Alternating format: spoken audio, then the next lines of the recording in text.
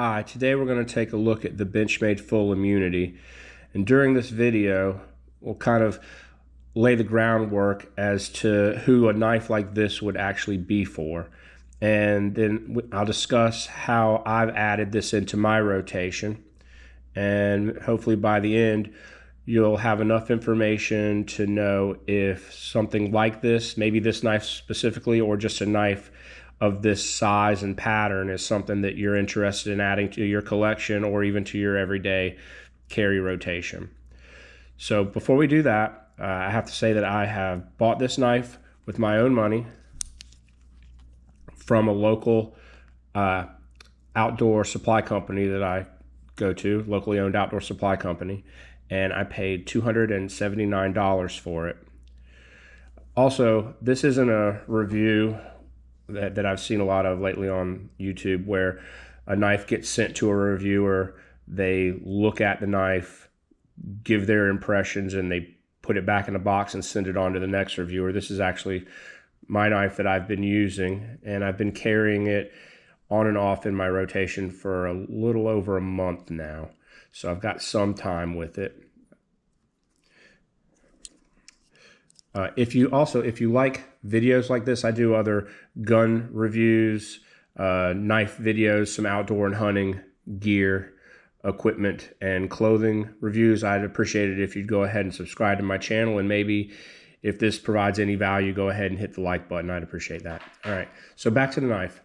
So let's lay out the criteria first. So we're looking for a knife. The criteria would be, we're looking for a knife made out of exceptional materials with excellent craftsmanship and attention to detail. It has to have a high-end blade steel. It has to have a very useful blade shape for everyday tasks. So this would be just an everyday pocket knife, right? Also, it needs to come from, and here's some criteria for me, it would need to come from a company that offers an exceptional warranty and customer service, and where possible, be a 100% United States of America made company. So I like to spend my money where possible, at least, that provides economic opportunity to my brothers and sisters right here in my own country. So if you're watching this outside of the United States of America, I hope you understand, and you probably feel the same way about your company or about your country. So with that out of the way, let's see how this knife, in particular, the Benchmade Full Immunity, stacks. Oh, and it has to be small and easy to carry.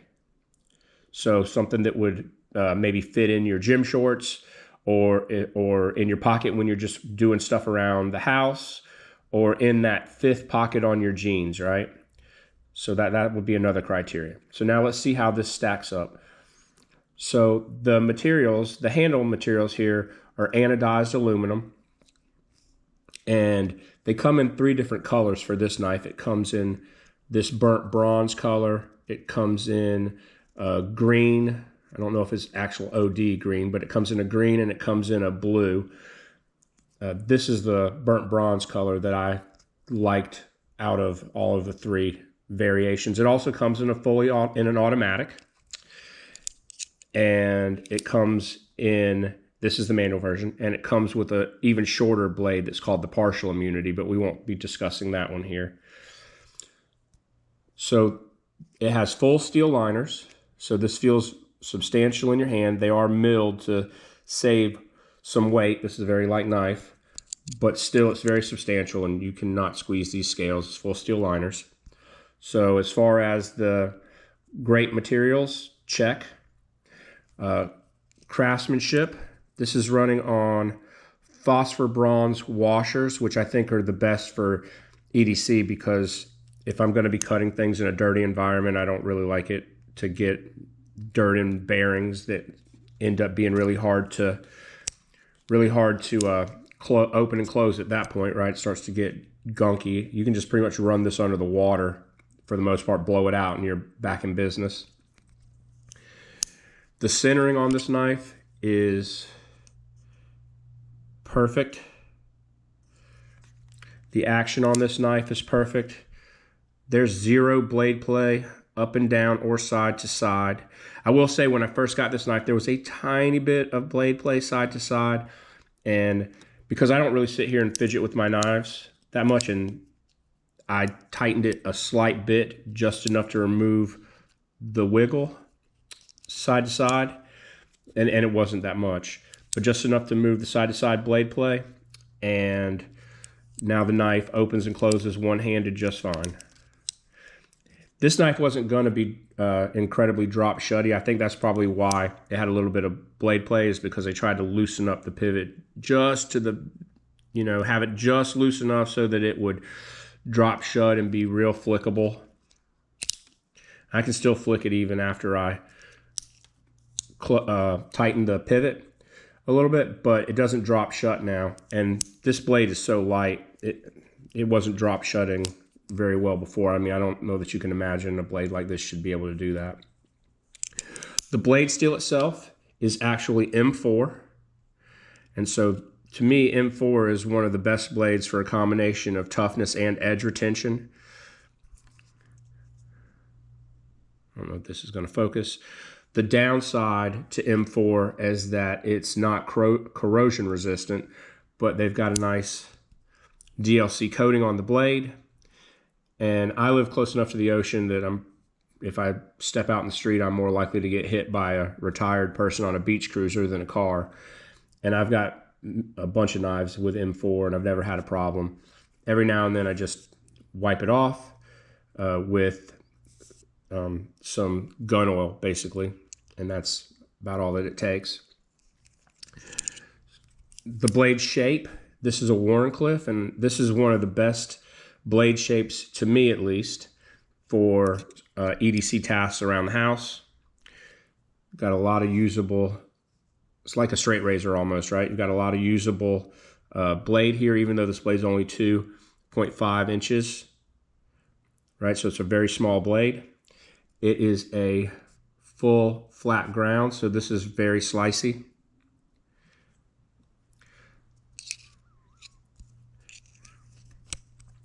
And it's made by Benchmade. So Benchmade has, excellent customer service, and they are 100% United States based, at least at the time of this video, subject to change, obviously.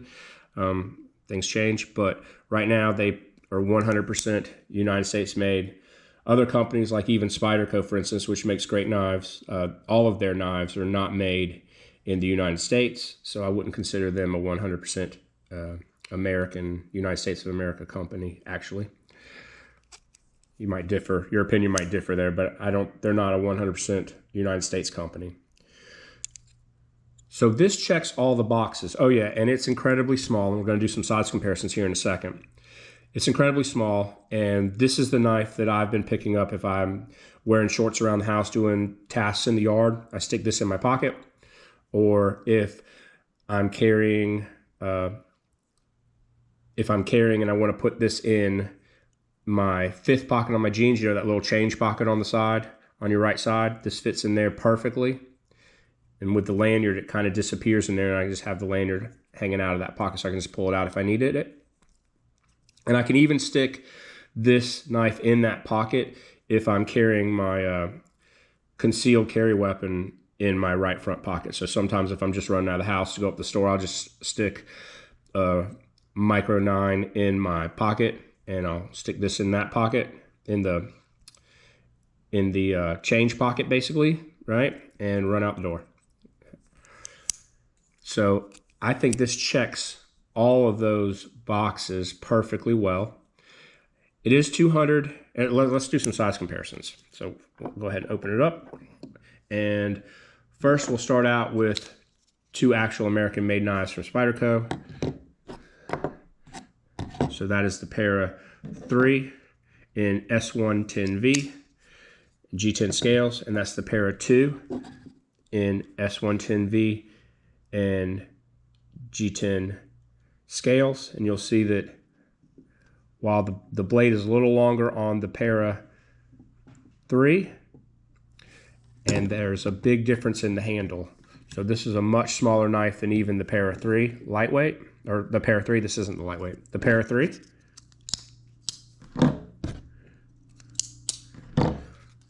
Let's do 2 other Benchmades. So this is the full-size Freak in M4.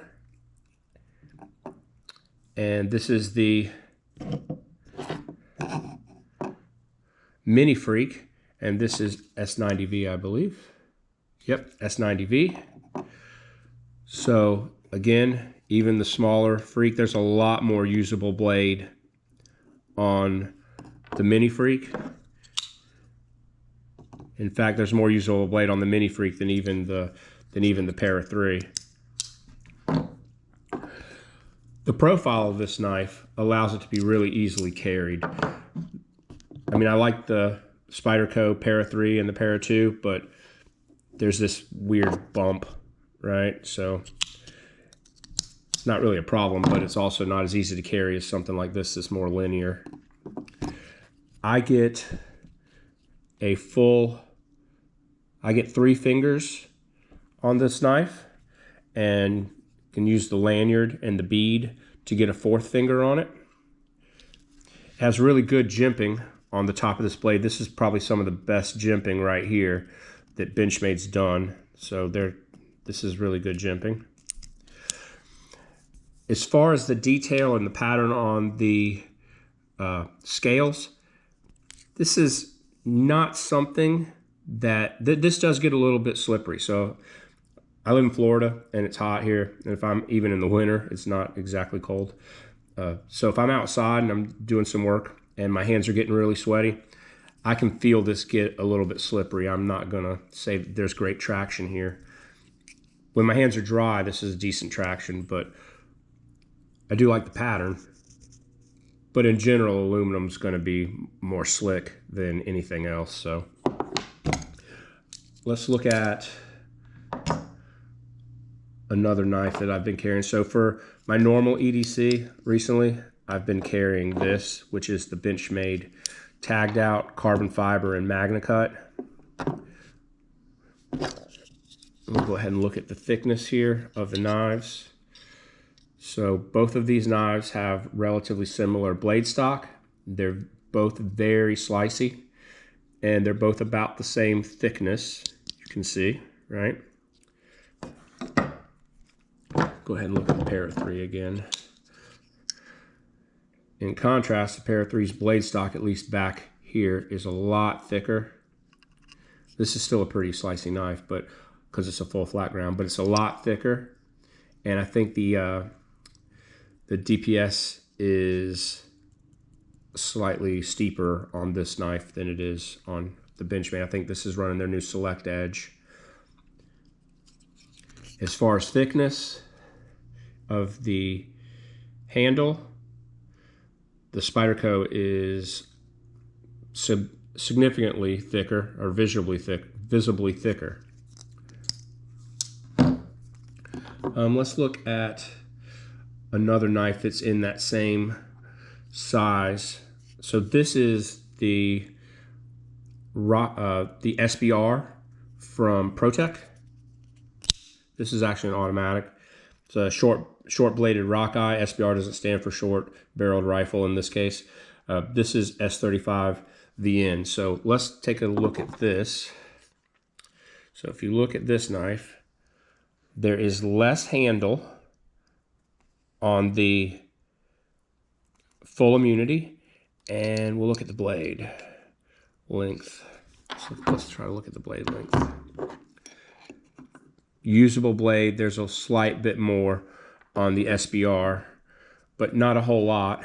As far as the thickness, the SBR's blade stock is thicker.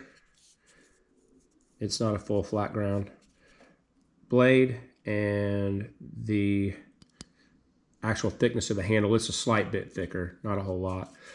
Again, this is an aluminum scaled knife, and this is incredibly slippery when your hands are wet. There's almost no traction. There's not even that chalky feel that you get from some aluminum handles that kind of feel like you're getting some traction there. So there's no traction here. ProTech's action is just, automatic action is just awesome. And they're an American-made company too. And then just for fun, the new Microtech MSI. And you can see that that's not even,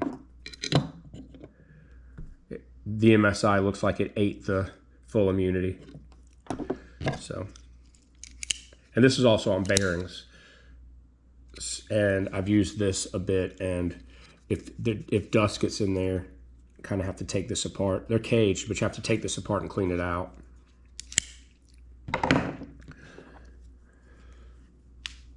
So, who is this knife for? I think this knife is for somebody that's looking for a combination of all of the things above. I think this knife is for somebody that is looking for a knife that they can real easily throw in their pocket.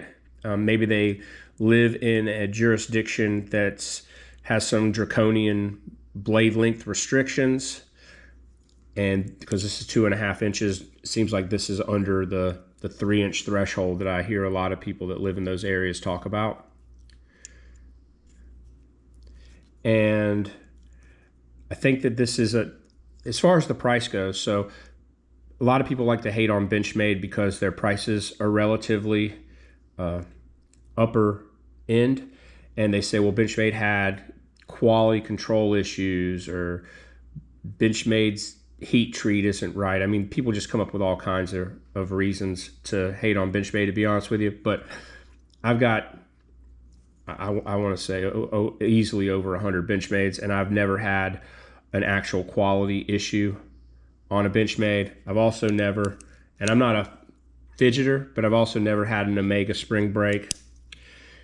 And I'm not only a collector, but I'm a user, so I work outside with these knives. I do things at deer camp with my knives. I cut on game with my knives. I mean, I cut on food with my knives. I use my knives, so I've never had an issue with an Omega spring breaking. I'm not going to say that they don't break. I'm sure they do.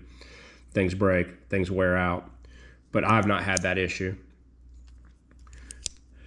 So if you like this kind of a knife, I'd say that as far as the price goes, let's take a look at another fully American-made knife that's along the same category. And this is the Chris Reeve Menandi. Now this knife is this one is in, I think this was S45 VN. Yeah, this one is in S45 VN, bog oak handle scales, right? And this is probably one of the best looking knives that I have. I like this knife a lot. But as far as the size goes, handle about the same size, usable blade goes slightly to the Menandi, and then let's talk about the price. This is, at time of recording at least, this is a $500 knife all day long. So when you look at this knife, this for $279 starts to look like a deal, a steal almost, right? Because I'd argue that, for me at least, and what I do, I think that M4 is a better blade steel than S45 VN. And I do like this blade shape a little bit more for just around the house EDC stuff than the Menandi's blade shape. In fact, if you look close enough, there's a slight recurve right there. Very slight, maybe. As far as actual daily tasks, I've cut feed bags open with this knife. We went up to our camp in South Carolina, and we filled 10 feeders, 10 deer feeders. So we feed them all year round. We even feed them in the off season, right? To help keep them healthy while the crops, because there's no crops up there right now. We want to help keep them healthy and fed, and help them get through the winter. So we went up there and I cut enough feed bags to fill 10 feeders with this, and it takes 2 to 3, 4 feed bags per feeder depending on how low they were. and this knife didn't even need to be sharpened at all, didn't even need to be stropped or touched up.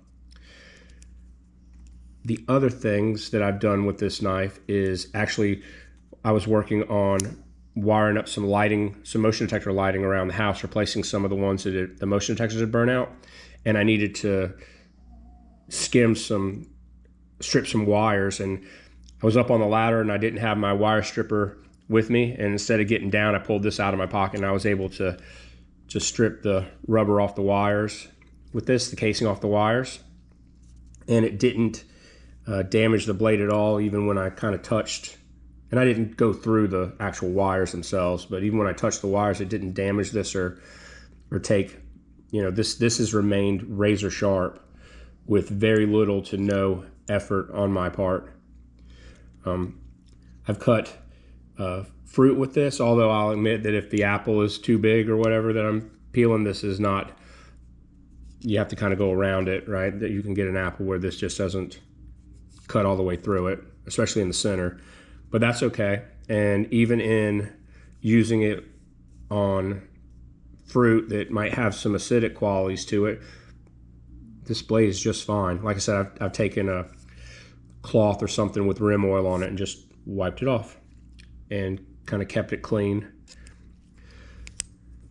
So I hope that this answers your question on this knife at least, and maybe if you might be a person that might enjoy a knife like this or be able to fit this in your rotation. I don't carry this all the time, right? I also carry this if I'm going someplace where maybe I can't, you know, have a huge knife hanging out of my pocket or something. Instead of clipping this on, I normally don't clip this to my pants. I normally strap this in a pocket and use the bead so nobody can really tell that I've even got a knife at all if they were actually looking. And if they were looking that hard, they'd see the fact that I'm also always carrying a firearm of some sort. So nobody's actually paying attention anyway, really. But so I hope this kind of helps. And as far as the price on Benchmade's, again, they're a 100% United States company.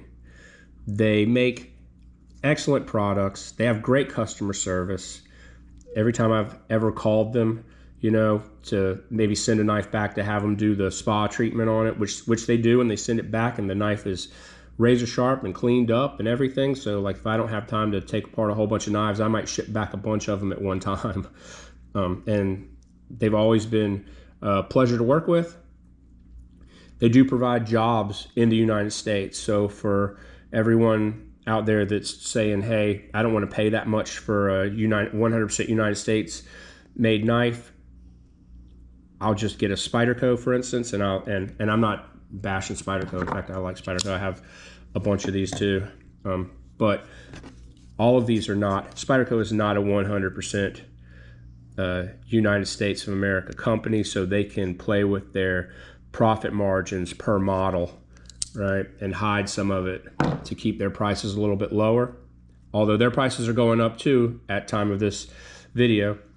And I wonder sometimes what would happen if Benchmade, and there's no chance of this happening because Benchmade is a very popular knife company despite what you see from some of the trolls online, but if Benchmade did go out of business, your next pair of two would cost you $400, because Benchmade is actually keeping, I believe, companies like Benchmade, Chris Reeve, those companies are keeping other knife manufacturers from exorbitantly raising their prices. I mean, Spyderco is not against making a profit. If they could sell these for $1,000 a piece, they would. All right, so if you made it this far in the video, I appreciate you watching, and go ahead and please subscribe to my channel. There's more content coming. In fact, right now I'm working on some content with the Springfield Echelon.